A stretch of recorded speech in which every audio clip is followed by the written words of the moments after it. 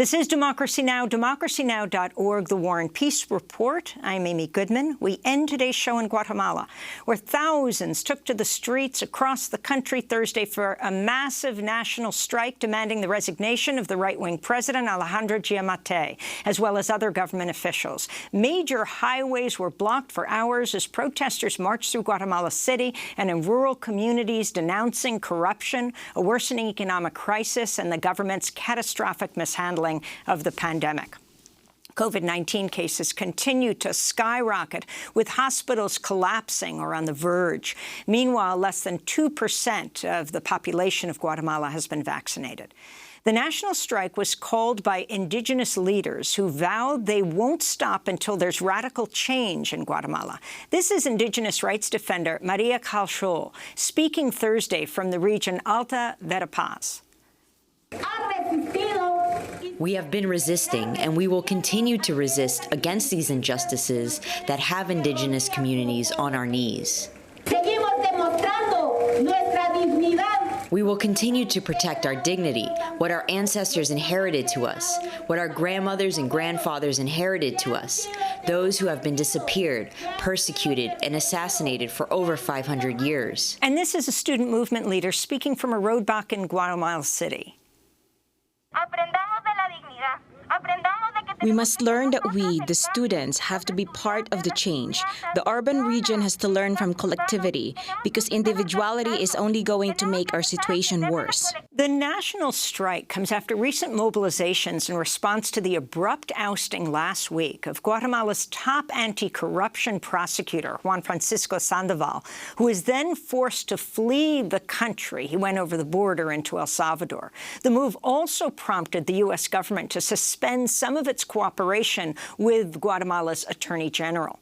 Well, for more, we go to Guatemala City, where we're joined by Lucrecia Hernandez-Mack, Guatemalan physician and a member of the Guatemalan Congress with the political party Movimiento Semilla, that's the Seed movement. In 2016, she became the first woman to lead the Ministry of Health in Guatemala.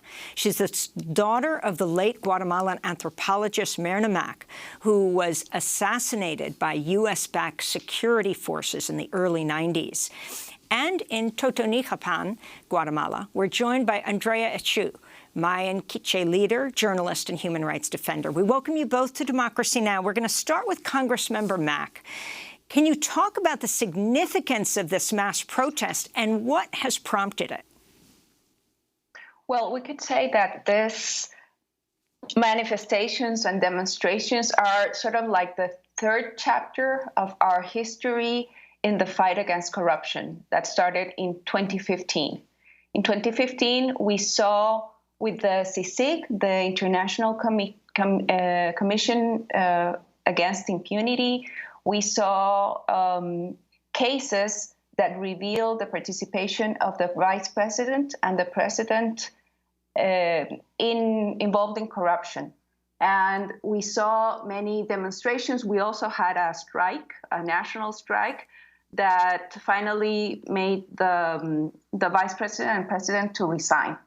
Then we had a second chapter where basically the corrupt strike back, and we see how the public institutions start being taken over, like the Supreme Court of Justice, the Constitutional Court, the Electoral Court, et cetera, et cetera.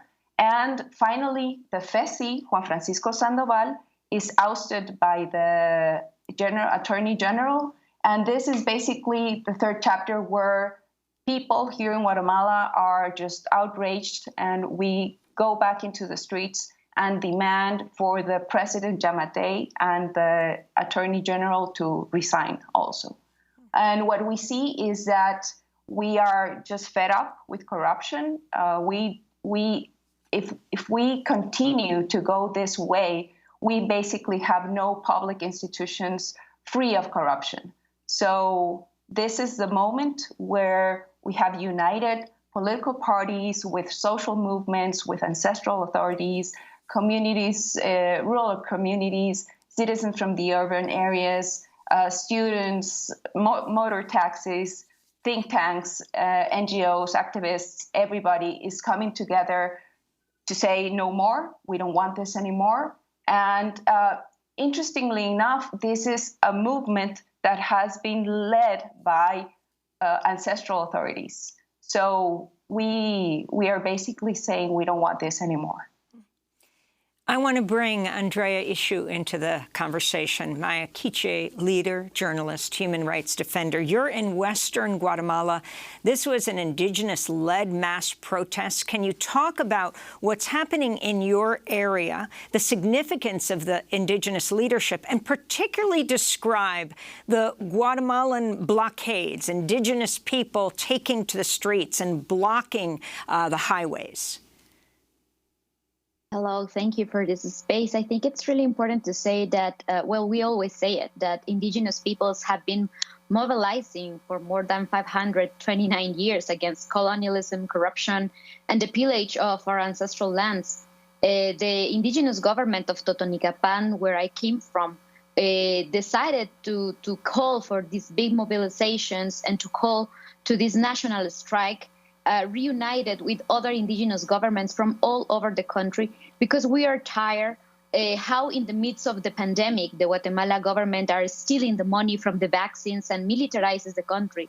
The anti-corruption prosecutor is dismissed without justification, and the prosecutor was investigating a recent meeting between the President Alejandro Yamatei, who received in recent weeks investors related to nickel mining companies that operate illegally in Guatemala and that are violating the rights of the Maya Quechí communities that lives in the region of the El Estorizabal, an area of exploitation, of monocultures, of mining, and that have lived very, very hard the effects of the pandemic and the climate crisis. So a lot of indigenous communities have been militarized during the pandemic. We haven't received attention and social programs during pandemic, and especially in the Quechí area, the voices of the women, as Maria Kaala, that you heard at the beginning, is telling how a lot of companies is operating in their lands without consultation and consent from the communities. So we see with preoccupation how the president is reuniting with these land investors, with these mining contractors, a few months before a consultation is going to be done in El Estor, because the communities needs to give their opinion about the mining operation in the area. So during the pandemic, as I said, the country was militarized. There was a multiple violent evictions where a lot of indigenous communities were expelled from their lands, from their communities. So it's suspicious, this kind of meetings that the special prosecutor anti-corruption was investigating against the president when he was removed from his position. So as indigenous peoples, we're always been organizing against the exploitation of the land, the defense of the water, the defense of the territories. And because we're tired that this state that is very well administrated by economical elites, military and drug traffickers are just denying our access for a dignity, a life in dignity. So when the people says that indigenous communities are blocking the roads, we said no. We are mobilizing for a life in dignity where we can have deep political changes in the way that our country is organized, because the ones that have been blocking the road for develop and life in dignity are the crime elites that refuses to make changes and that are cooptating Guatemalan state. Lucrecia Hernandez-Mack in Guatemala City, you are in Congress. For people outside Guatemala who may not be familiar with the term, the Pacto de Corruptos, the corrupt pact, talking about a group of business people, political leaders. Well, if you could describe what they are and their ascendancy now, also particularly in Congress, and what it means for human rights all over Guatemala. Yes, the Pacto de Corruptos was very visible when in Congress there was an attempt to protect the president, Jimmy Morales, back in 2017. And what we see is that this is the alignment of economic elite, politicians, even drug traffickers here in Guatemala as well that have links to politicians. We also see, public authorities involved. And what has happened is that they have taken over public institutions in order to protect themselves from justice, guarantee their impunity. And so they have taken basically, like I said, the Electoral Court, the Supreme Court of Justice, the Constitutional Court. They are going after the Human Rights Ombudsman. And we see that they have also used the public institutions to pursue and independent judges, political opposition, journalists, civil society leaders, activists, with various actions, like smear campaigns, troll factories, threats, harassments, criminal complaints or accusations. And they are basically undermining the state, the government. They are using the state and the public institutions for their own benefit. And they're basically undermining the democracy and the justice system. So this is what has the people fed up, because we can no longer tolerate any more advance of these pacto de corruptos, the pact of the corrupt. Let me ask Andrea about the demands, the indigenous demands for Guatemalan government to establish a plurinational state. What does that mean? Well, the Mayan, Xinca, and Garifuna indigenous authorities propose a route to a new political pact, because we know that it's not going to be easy. We wait to build a plurinational popular assembly, a constitutional assembly, because it's really important and it's really urgent to transform from the roots the political pact that has denied the very existence of indigenous authorities or ways of living and organizing, the ways that we administrate our lands. So we are saying that that needs to change, that we need a country where the people can live in dignity and in respect. And that means, sitting down and speaking with the politicians, sitting down and speaking with the people organized all over Guatemala.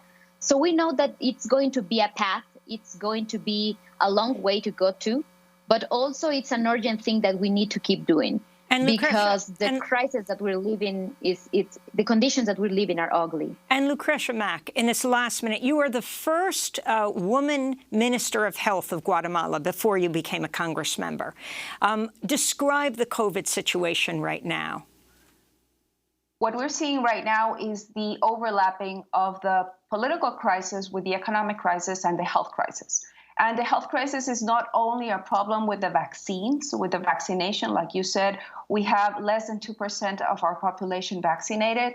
But right now, we are in the third wave. So we are seeing record figures of cases and deaths from COVID-19. And right now, hospitals, public and private, are just full. They are saturated. The health workers are just burned out. And that's why we also saw health workers yesterday participating and, joining and supporting the national strike.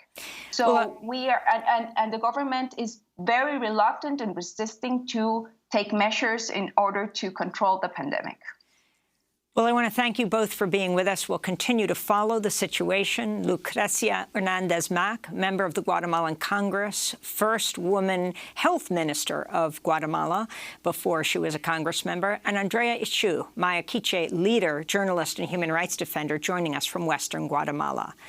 I'm Amy Goodman. Thanks so much for joining us. Stay safe.